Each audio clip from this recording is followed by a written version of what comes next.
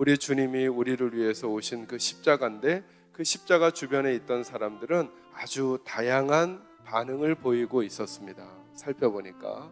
그리고 그 다양한 반응들이 주님께도 영향을 미쳤겠지만 그들의 인생에도 영향을 미쳤더라는 것입니다. 그래서 여러 사람들 중에 제가 6사람을 뽑았습니다. 그 중에 한 사람이 구레네 시몬입니다. 여러분들이 잘 알듯이 이 구레네 시몬은 원래부터 예수님에게 큰 관심이 있었던 사람은 아니었습니다. 성경이 그것을 분명히 합니다. 그런데 억지로 십자가를 지게 됐습니다. 억지로 십자가를 지게 됐던 구레네 시몬을 제가 어떻게 설교 제목을 잡았냐 하면 의도하지 않은 동행이라고 잡았습니다. 그는 예수님과 동행하려고 의도한 적이 없습니다. 그 옆을 지나가다가 억지로 붙잡혀서 예수님의 십자가를 지게 됐습니다.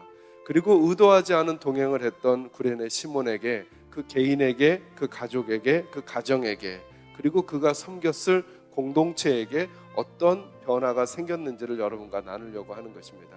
우리들도 혹시 의도하지 않는 일에 하나님이 우리를 부르시거나 걸어가게 하시는 일들이 있을지 모릅니다. 그 일이 우리에게 축복의 계기가 될 수 있다는 생각을 한번 구레네 시몬과 함께 해보려고 하는 것입니다. 21절에 이렇게 말합니다. 마침 알렉산더와 루포의 아버지인 구레네 사람 시몬이 시골로부터 와서 지나가는데 그들이 그를 어떻게 같이 가게 했다고요? 억지로 같이 가게 했대요. 억지로. 근데 성경은 어떤 단어도 같이 쓰냐 하면 마침이라는 단어를 같이 쓰고 있는 거예요. 저는 이 말씀을 묵상하면서 그런 생각을 한 거예요. 사람들 입장에서는 억지로인데 누구 입장에서는 마침일까요? 하나님 입장에서는 마침인 거예요.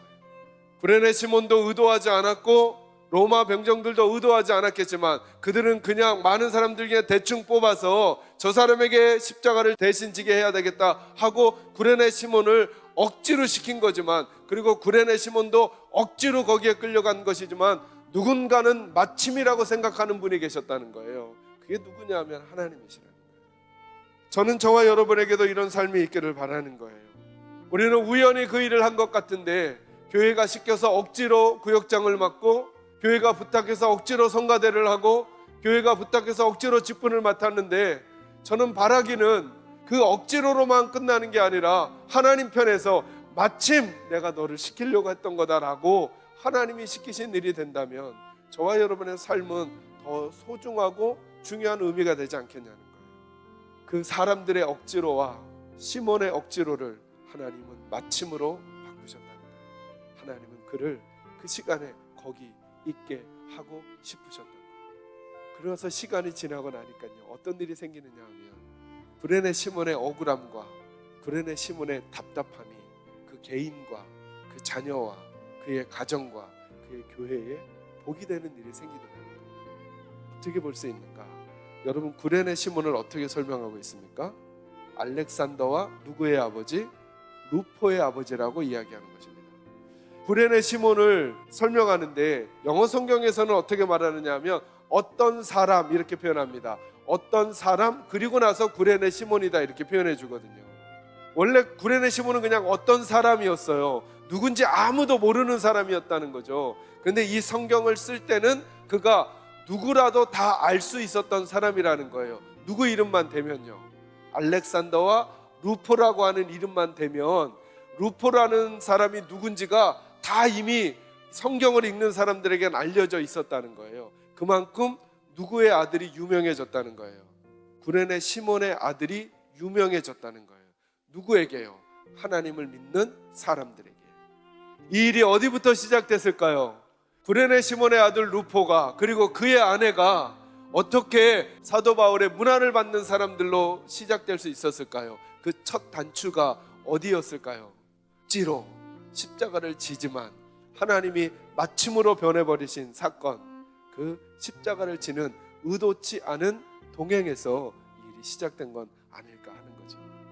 그리고 생각했더니 그의 억울함과 그의 답답함이 그의 개인과 가정에 그리고 자녀에게 놀라운 하나님의 복으로 임하는 것을 오늘 성경이 의도치 않은 동행을 했던 구레네 시몬을 통해 우리에게 보여주고 있는 거예요. 저와 여러분이 시몬처럼 구체적으로 예수님의 십자가를 지는 건 아니겠죠.